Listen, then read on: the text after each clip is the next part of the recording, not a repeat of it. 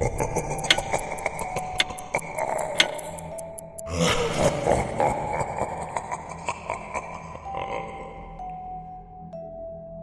name is Ethan, and I'm here to tell you a story that's stayed with me for the past decade. I was in my early 30s when this happened at a time in my life, and I thought I had a pretty firm grip on what was real and what wasn't. But that changed about 10 years ago during a visit to my parents' temporary home. My parents were leasing a large house while they searched for a new one to buy. I had come back to California for a few weeks to spend time with them. That first night I slipped into bed, tired from the long trip.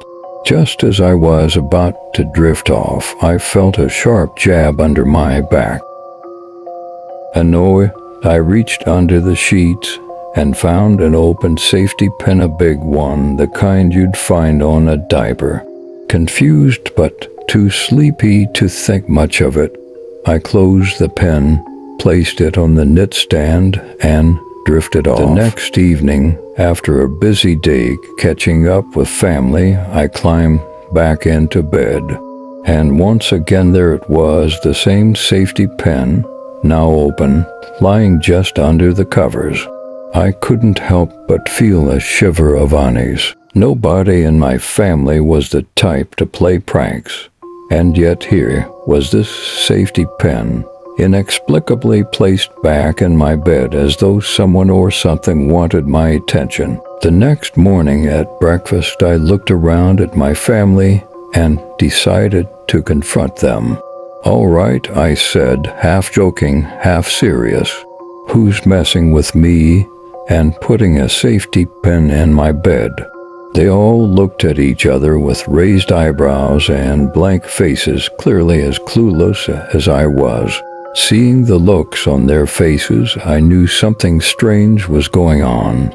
Then, slowly, each of them began sharing their own unsettling experiences in that house. My dad was the first to speak up. He told me about hearing the front door open and close at odd hours, followed by footsteps echoing down the hall or up the stairs. Every time he went to check, the hall would be empty. My mom added that she often heard the front door slam shut, followed by what sounded like my sister's voice calling, "I'm home." Except my sister was nowhere near the house at those times. My brother had his own story too. He lived in a small apartment over the garage, and on many nights, he'd wake up to the sound of the garage door opening and closing. He'd even hear footsteps creeping up the stairs, as though someone or something was coming to pay him a visit. And then there was my sister. She was the one who had noticed the haunting first. Upstairs, where her bedroom was located, she would hear doors slamming open and shut at all hours of the night. It got to the point where she moved in with a friend, leaving her room empty unless I was visiting and staying in the adjoining bedroom. Curiosity piqued. My parents decided to do a bit of investigating. They invited a neighbor, an attorney, and his wife over for dinner, hoping they might have some insights about the house. Over dessert, the neighbors reveal that the previous family had also experienced some strange occurrences. They told us that the two little girls who lived there before us had been so frightened that they refused to sleep in their bedrooms upstairs. But the real shocker came from my brother, who did some research and discovered that the house was actually built on an old family cemetery. That revelation sent chills down my spine. This wasn't just some run-of-the-mill ghost story. There was real history, literal layers of it beneath our feet. Things only got worse after that. Objects started moving on their own, and the ghostly voices became more frequent. My parents had finally had enough. They decided to leave the house, but just as they were packing up, my dad noticed something strange by the door to the garage. A ring hanging on a nail that he swore hadn't been there minutes before.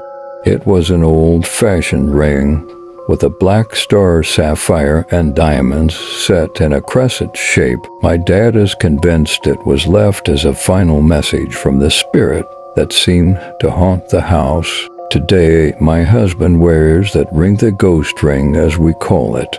We had it appraised, and it turns out the ring was made over a century ago, crafted from 18 or 20 karat gold with real diamonds and a sapphire of high quality. Its worth is estimated at around $1,000 to $100, but to us, its value is far beyond anything monetary. So here I am, sharing this story with you, an odd gift from the past that we still hold close.